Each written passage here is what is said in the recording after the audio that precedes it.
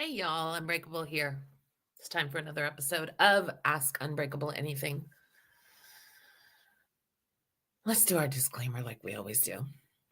I am not, nor will I ever claim to be a mental health professional, an expert, or a know-it-all. I am simply a very vocal survivor. I share my experience, my strength, my hope. I share my ups, my downs. I share my own toxic traits. I share the things that I struggle with. I share my victories. I share my thoughts. I share me. So let's go. So today's episode of Ask Unbreakable Anything was, does it get any easier?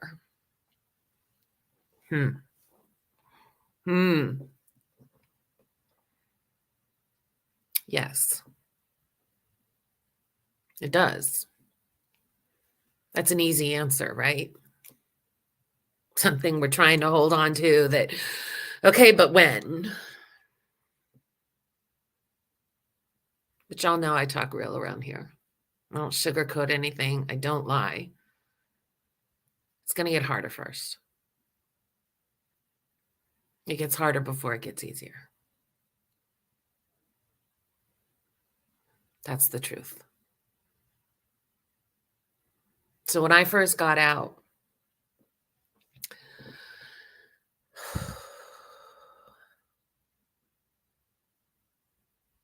I don't know that I've ever experienced depression like I did when I first got out. It was tough, especially for me, because I didn't recognize what I was going through. I didn't recognize how toxic that relationship was for the entire 15 years. I didn't recognize that I was raised by toxic parents, that I had had toxic relationships all my life. I didn't recognize that I was searching for validation in any other person besides my own self. I didn't recognize my lack of self-esteem. I didn't recognize exactly how much I detested myself. I hated myself. I didn't recognize the choices that I made to numb the pain. I didn't know any of this.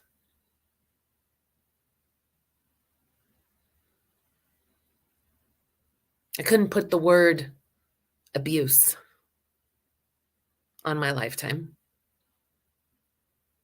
Because after all, they didn't hit me, right?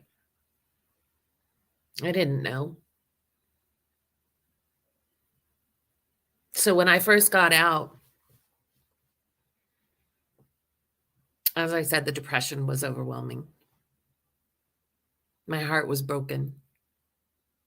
Despite knowing that the most recent marriage that I was in was so unhealthy, so toxic, and there were horrible things that were happening, I still loved them. That's who I fell in love with, right? That's who I was supposed to spend my life with. And it was my second marriage. So God forbid I should fail again, as though either of the failures of my marriages were my fault. But we take on that shame, don't we? What have I done to my children? I had to stay for my child. They said they loved me. This too shall pass. It takes two to tango. There's two sides to every story. These were all societal sayings that, we hear all the time, that we grow up with, that are embedded in our brain from the media and social media and those around us, right? Especially when the person that we're trying to get away from puts on such a great presentation to the outside public.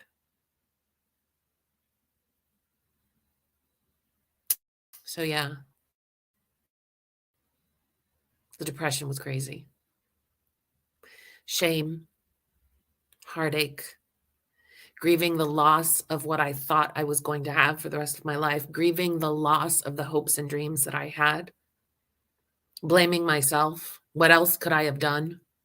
I didn't try hard enough. I didn't say the right things. I didn't behave the way I was ordered to. I'm a horrible person.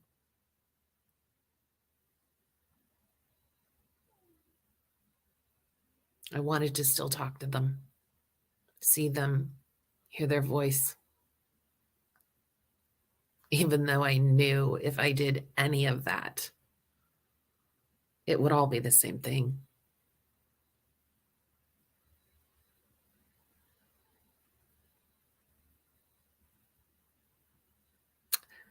It took time. And people ask when, how long? There's no timeline that I can give you or anyone else who tries to tell you there is. There's not. Because, see, your journey is yours.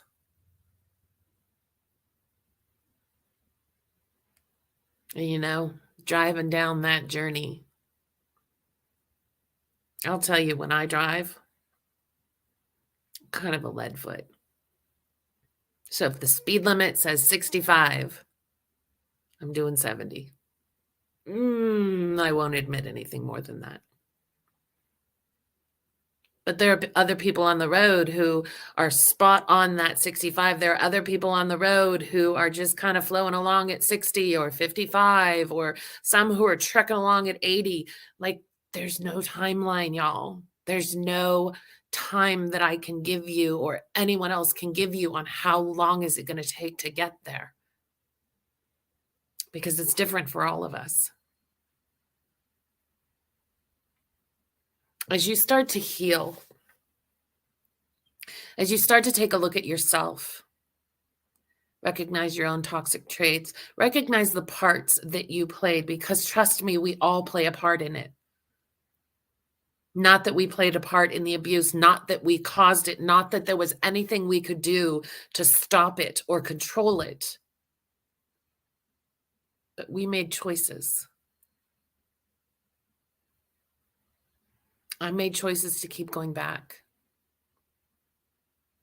Now, I didn't recognize the love bombing. I didn't recognize the gaslighting. I didn't recognize the addiction that I had to those highs and lows of the good times and the bad times. I didn't have enough self-esteem to stand up and say, you know what, I deserve better than this.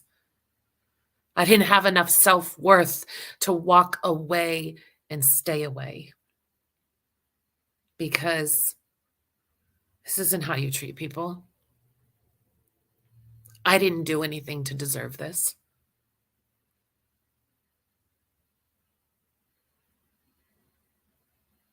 All of that plays a part in our healing. Does it get easier? Yeah. When?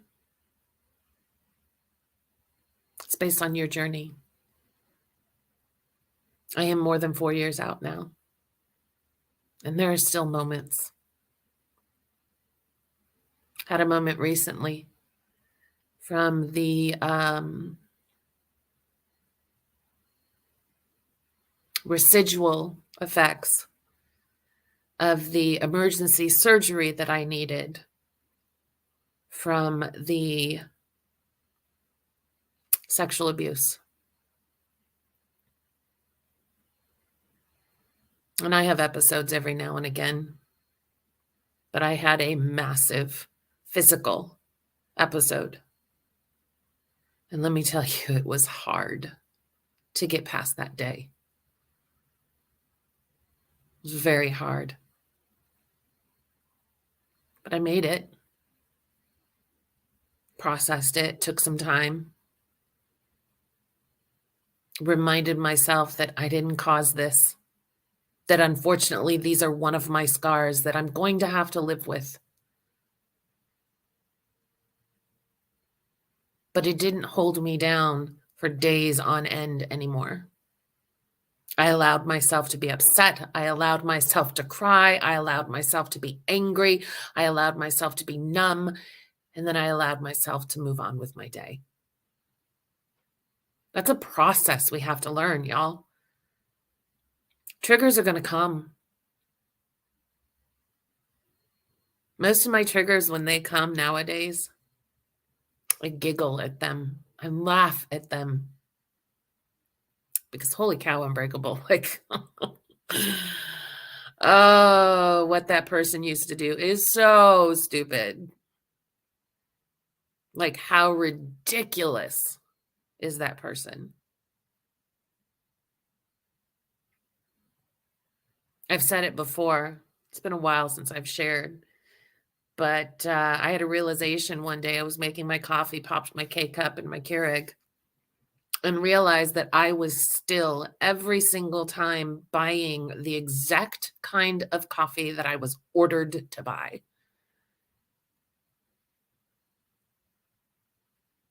It was a trigger. I didn't get upset. I laughed. And what did I do? Bought anything that I wanted. Now, yes, that particular coffee will never enter my doorstep, never come into my home. And I'll probably get over that at some point. But I buy what I want now. And each time I do, especially my favorites, there's that brief moment where it's like, huh, how stupid was that person? Like, wow. Wow. I don't fall for that anymore. It took time. When I hear songs that used to be hours or that used to remind me of that person or were sad songs that I listened to when I first got out or songs that this person sang to me, God, of course I couldn't listen to any of them in the beginning. One came on recently.